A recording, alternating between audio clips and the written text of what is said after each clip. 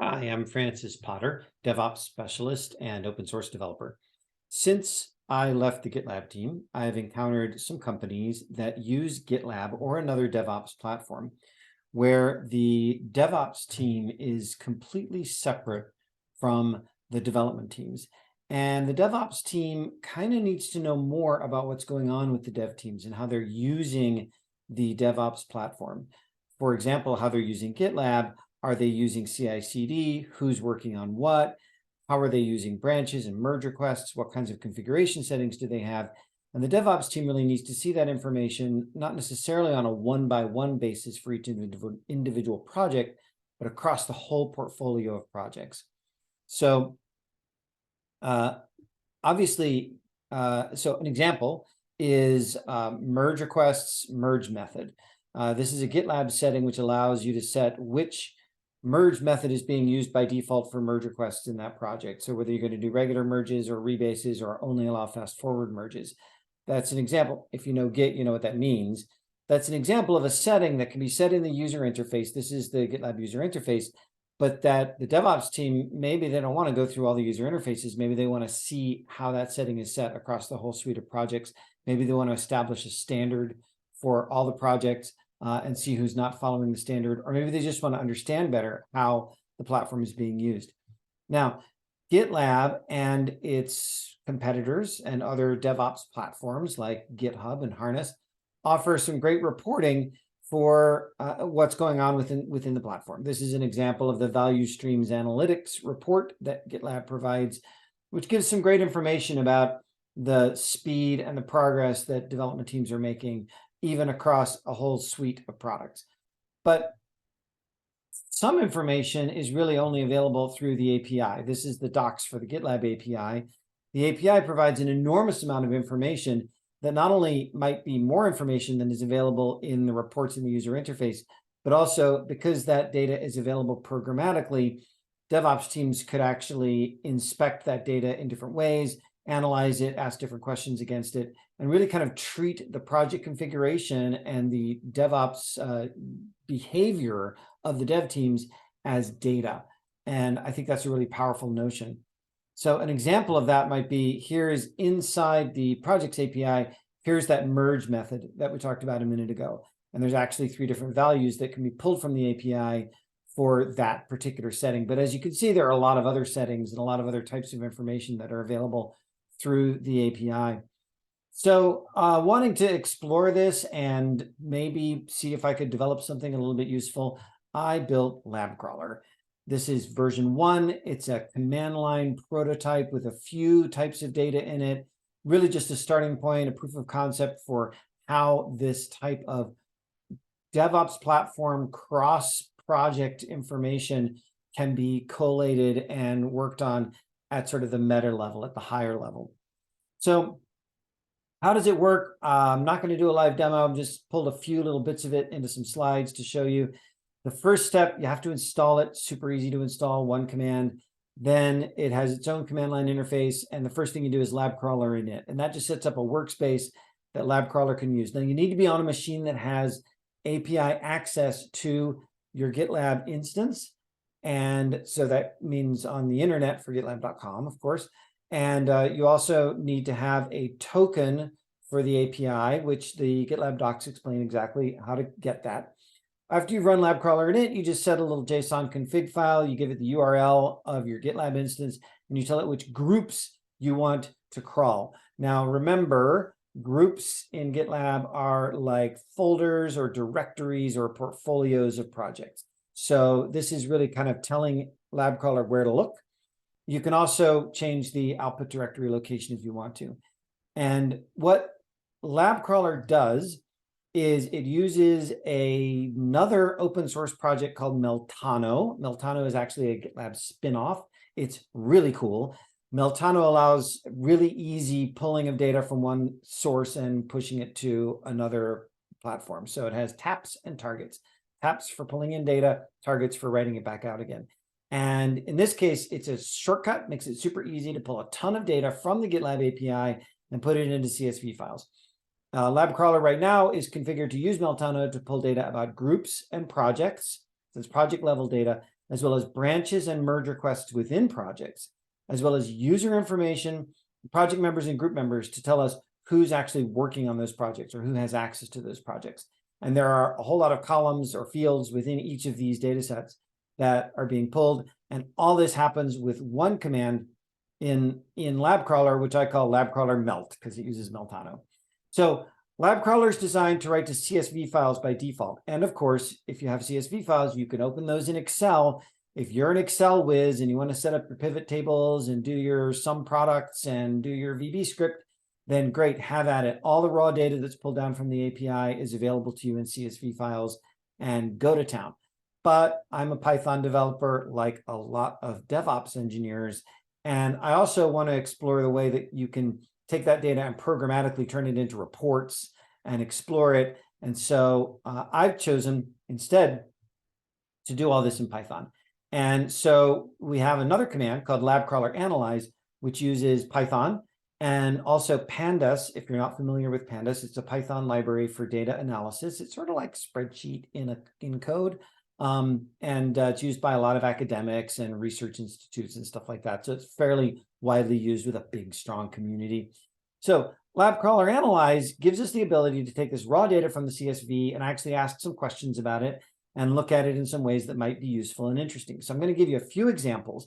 All of these examples are in the README for LabCrawler, so you don't need to take notes on the example. And I'll tell you right now, the data that we get out of this is all from my own projects. And so it's not particularly exciting or meaningful data, but it at least shows you what kinds of things you can get from LabCrawler. Let's have a look. First question, how many projects use each merge method? This is the question I was asking before.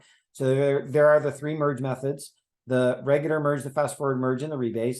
And in this case, with one simple query, this projects.value counts query, I was able to look at, there are 32 projects using traditional merges, but a couple that are using the fast forward and the rebase merge.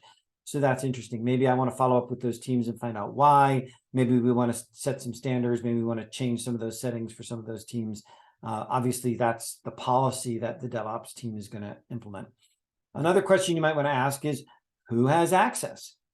In this case, we're asking that at the group level. I'm looking at the whole Steampunk Wizard group here, and we're saying, who has access and what level of access do they have? And I can see in the output here, I've got usernames and I've got the access level name. This is the name of the actual GitLab access level that's in the GitLab docs. And I could see this is all different versions of me. And since it's my projects, that makes sense. But this is a really great way to see whether there are maybe rogue developers or people who were given access a while ago who should no longer have access, and to be able to see that information really clearly and easily across the whole portfolio once again, and to be able to ask questions about it. Another question that might be interesting and useful, how many unmerged branches? Because we're pulling down branch information and merge request information. How many unmerged branches in each project? And in this case, I can see, experimental Ruby framework, whatever that is, has 4 unmerged branches. A high unmerged branch count might indicate that there is some work that's been left dangling in that project, or maybe that's unresolved, probably something to follow up on with that team. A really low count might mean a team is not really using branches effectively. Maybe they're committing directly to the main branch, and they might need to be educated a little bit in best practices of using Git. This is me preaching a little bit on Git best practices, but my rule of thumb might be that you might want to limit unmerged branches to 2x the number of developers on the team or something like that. At that point, it might be really kind of scary. But obviously, your standards are your own. This is just a way of querying that data. So great, we can look at project data, user data, merge request and branch data. But there's a little bit more, which is that GitLab, like a lot of DevOps platforms, has CI and CD built in to the platform. And you might want to ask questions about how CI is configured and who's doing the configuring, and maybe even what the CI is actually doing within the pipelines that it runs. And Meltano doesn't really pull that information. We did add a couple of bits to Meltano to allow us to get at least at the location of the CI config file, but actually opening this file and reading it or looking at who edited it is beyond what Meltano currently does. And so in LabCrawler, I added a few bits to really explore what's going on with CI. So in Python itself, I added a new command, LabCrawler load, which creates two more CSV files. One is CI config paths, which tells us where CI is located within the project, and CI config committers, which tells us who's edited CI config. So we can really see who's responsible for setting up those pipelines and defining it. Now, this is a little bit tricky because GitLab has a default location for CI config, but it also has an alternative location that you can specify in your project level configuration. Second, GitLab CI has include statements, which can include other CI files. And we're starting to explore how you can look at all that information in one place. Let's take a look. Once again, using the analyze command, which projects are using GitLab CI/CD? So which projects you're using is at all? Which ones have CI config files? We're testing for the existence of the file wherever it is supposed to be.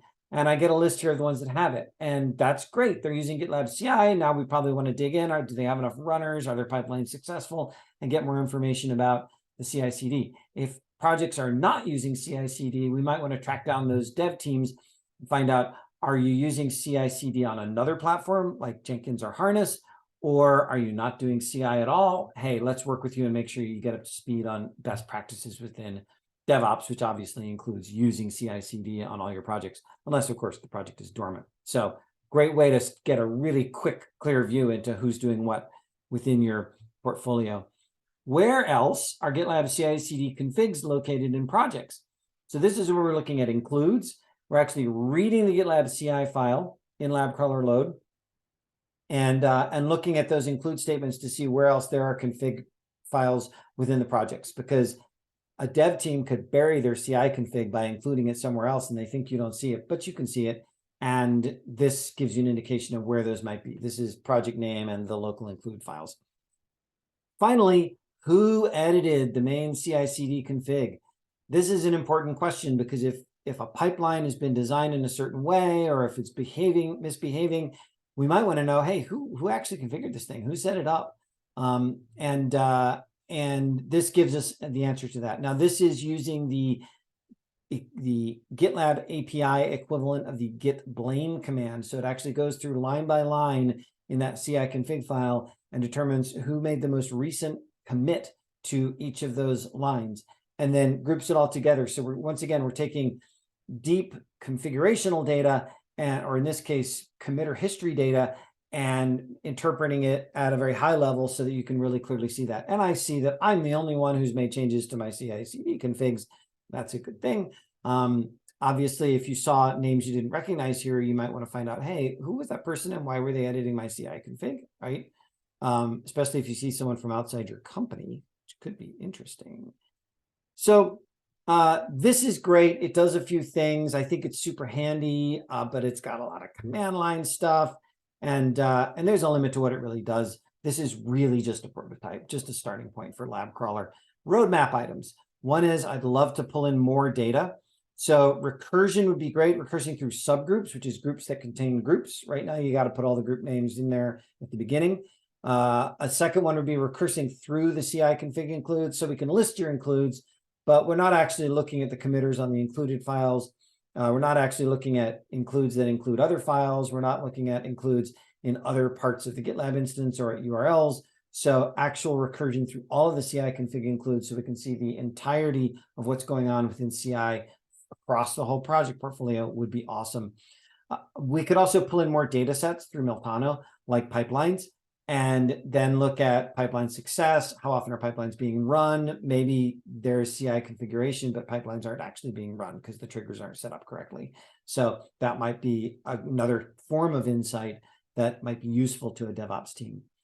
I'd love to add better reporting. Obviously, typing queries into Pandas is fun, but in order to be able to really monitor how the projects are doing on an ongoing basis, maybe we want to use Jupyter Notebook, which is a great way of doing sort of interactive Python stuff, but with a run button and clear descriptions of what each thing is. It might be great to have maybe a batch process that runs every week or every month and generates useful reports in GitLab Pages or Confluence or wherever you do your reporting, or maybe that just generates an email and says, hey, here's how we're going with merge methods, and here's how we're going with CI, and gives you kind of an overview of whatever is important to your team. Finally, it would be really cool to add other DevOps platforms into this. I know they all have APIs, and many of them probably have some of the same data, and we could potentially correlate data between GitLab and the other platforms. So in those environments where you're using GitLab and GitHub and Sneak, for example, you might be able to collate all that data into a single pane of glass and be able to see how your DevOps processes are working, what your behaviors are in your dev teams across all of them. And that would be fun to do. So send me some money and I'll work on it, I guess. The project is up on PyPy. It's super easy to install. Just read the README for installation and usage techniques. The source code is on GitLab.com, of course, because I used to work there and I love it. I certainly welcome contributions if you're interested in contributing. Finally, that's me, Francis Potter, on LinkedIn. Thank you very much for watching, and I appreciate your support and your help.